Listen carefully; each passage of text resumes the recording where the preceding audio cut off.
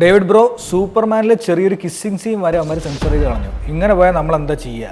എന്ത് ചെയ്യാനാ ബ്രോ? ഈ സൂപ്പർമാനുള്ള പോട്ടെ, F1 എന്ന് പറയുന്ന സിനിമയുണ്ട്. ആ സിനിമ ഞാൻ തിയേറ്ററിൽ പോയി കാണാൻ നേരത്ത് ക്ലൈമാക്സിൽ ഏറ്റവും ഇമ്പോർട്ടൻ്റ് ആയ സീൻ, ആ സീൻ ഞാൻ നോക്കുന്ന സമയത്ത് ഒരു ഇമോജി, ഇങ്ങനെയുള്ളൊരു ഇമോജി, ഇത് കണ്ടിട്ട് മനസ്സിലായി നിങ്ങൾക്ക് അറിയില്ല, എൻ്റെ മേലെ സാധനം ഉണ്ട്, അത് അവർ സെൻസർ ചെയ്ത് കളഞ്ഞു. ഞാൻ വിചാരിച്ചു ബ്രാഡ് പിറ്റാണ് ആ ഇമോജി അയക്കുന്നത്. ഞാൻ കൂട്ടുകാരോട് ചോദിച്ചാൽ അത് ബ്രാഡ് പിറ്റ് ഇടിക്കുമെന്നാണോ പറയും, ഇടിച്ച് ഇതാക്കുമെന്നാണോ വില്ലനോട് പറഞ്ഞതെന്ന് വിചാരിച്ചു ഞാൻ. അങ്ങനെ നമുക്കൊരു ഇമ്പാക്റ്റ് ഒന്നും കിട്ടിയില്ല. ആരെങ്കിലും അങ്ങനെ ഇമോജി അയക്കുമോ?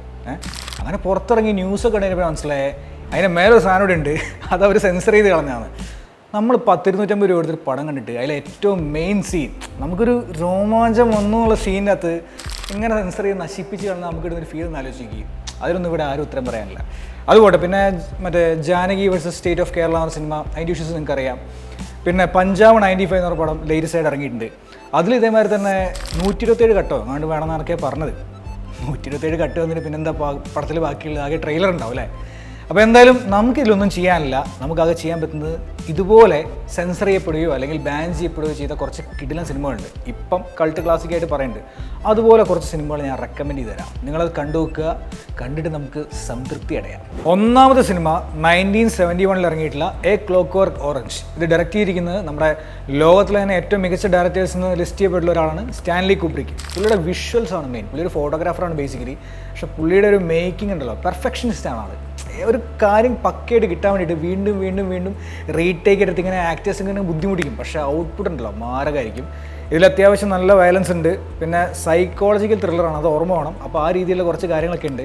കുറച്ച് ലൈംഗികമായിട്ടുള്ള കാര്യങ്ങളൊക്കെ പടത്തിൽ കാണിക്കുന്നുണ്ട്. പക്ഷേ അതിൻ്റെ കഥയ്ക്ക് ആവശ്യമായിട്ടുള്ള കാര്യങ്ങളാണ് എന്ന് വിചാരിച്ച് ചാടി കയറി മറ്റേ ചെറിയ പിള്ളേരെ കൂടിക്കൊണ്ട് പോയിട്ട് ആ കിടിലൻ പടമാണ് കാണാൻ വിചാരിച്ച് പോയിട്ട് ലാസ്റ്റ് എൻ്റെ മെക്കെട്ട് കയറിക്കരുത്. ഇത് അങ്ങനത്തെ ഒരു പടമാണ്.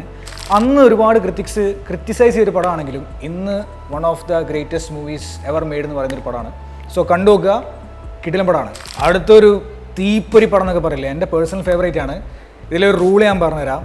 ഫസ്റ്റ് റൂൾ എന്ന് പറയുന്നത് you do not talk about fight club. നിങ്ങൾക്ക് മനസ്സിലായിട്ടുണ്ടാവും പടം ഏതാണ്? ഫൈറ്റ് ക്ലബ് തന്നെ. ഇത് റീവാച്ച് ചെയ്യുമ്പോഴും ഓരോ തവണ ഇങ്ങനെ കാണുന്ന സമയത്ത് ഇതിൽ എന്തൊക്കെയോ പുതിയ കാര്യങ്ങളുണ്ട്. ഓ, ആ മീനിങ് അല്ലായിരുന്നു ഈ മീനിങ്, ഇപ്പോൾ പുതിയൊരു മീനിങ് ആണ്. അങ്ങനെ നമുക്ക് ഫീൽ ചെയ്യുന്ന എന്താ പറയുക, ഒരു മാജിക്കൽ മൂവി എന്നൊക്കെ പറയില്ല, അങ്ങനത്തെ ഒരു പടം. സത്യം പറഞ്ഞാൽ ചില സീൻസൊക്കെ കാണുമ്പോൾ ഇപ്പോഴും രോമാഞ്ചം വരും. നിങ്ങൾ റീൽസിലൊക്കെ കണ്ടിട്ടുണ്ടോ അതിലെ ഫൈറ്റ് സീക്വൻസൊക്കെ? ആക്ച്വലി അതിൽ ചില ഫൈറ്റ് സീക്വൻസിലൊക്കെ ശരിക്കും അവർക്ക് ഇടി കൊണ്ടിട്ടുണ്ട്. അതിലെ ബ്രാഡ് പിറ്റാണ് നായകൻ. ബ്രാഡ് പിറ്റിന് ശരിക്കും ഇടി കൊണ്ടിട്ട് പുള്ളി ചിരിക്കുന്ന സീനൊക്കെ ഉണ്ട്. അത് ശരിക്കും ഓൺ സ്പോട്ടിൽ വന്ന റിയാക്ഷനാണ്. ഡേവിഡ് ഫിഞ്ചറാണ് എൻ്റെ ഡയറക്ടർ. ഡേവിഡ് ഫിഞ്ചറിൻ്റെ ബാക്കി സിനിമകൾ പോലെ തന്നെ ബാക്കി സിനിമകൾക്ക് മേലെ എന്ന് വേണമെങ്കിൽ പറയാം. അമ്മൊരു പടം. ഇത് ഇറങ്ങിയ സമയത്ത് ക്രിറ്റിക്സൊക്കെ ഇതെന്ത് പടം, അത് ഇതിനെന്താ മീനിങ്ങൾ എന്നൊക്കെ പറഞ്ഞ് കുറേ കളിയാക്കി. ഈവൻ ഒരുപാട് രാജ്യങ്ങളിൽ ബാൻ ചെയ്തിട്ടുണ്ട് ഈ പടം കുറച്ച് കാലത്തേക്ക്.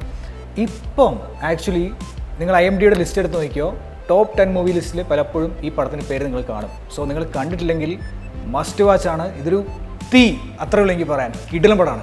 അടുത്ത 2005 റിലീസായിട്ടുള്ള ബ്രോക്ക് ബാക്ക് മൗണ്ടൻ. ഇതിൽ അഭിനയിച്ചിരിക്കുന്നത് നമ്മുടെ ഡാർക്ക് നൈറ്റിലെ ജോക്കറായിട്ടുള്ള ഹീത്ത് ലെഡ്ജറും പിന്നെ ജേക്ക് ഗിലഹാൽ എന്ന് പറഞ്ഞ ആക്ടറാണ്. ഇവർ രണ്ടുപേരും കിടിലൻ ആക്ടേഴ്സാണ്. ഞാൻ പ്രത്യേകിച്ചൊന്നും പറയേണ്ട ആവശ്യമില്ല.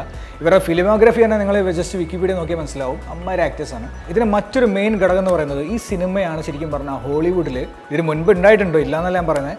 പക്ഷേ ഈ ഇത്തരത്തിലുള്ള റിലേഷൻഷിപ്പ് ഉണ്ടല്ലോ, അത്തരത്തിലുള്ള റിലേഷൻഷിപ്പിനെ മറ്റ് സിനിമകളിലേക്ക് കൊണ്ടുവരാനും ഈവൻ മറ്റ് ലിറ്റററി വർക്ക്സിലേക്ക് കുറച്ചുകൂടെ ഗ്ലോബലി, അറിയാം സിനിമയുടെ ഒരു പവർ നിങ്ങൾക്ക് അറിയാലോ, അങ്ങനെ കൊണ്ടുവരാനും സഹായിച്ചൊരു സിനിമയാണിത്. സോ നിങ്ങൾ കണ്ടു നോക്കുക, പടം അടിപൊളി പടമാണ്.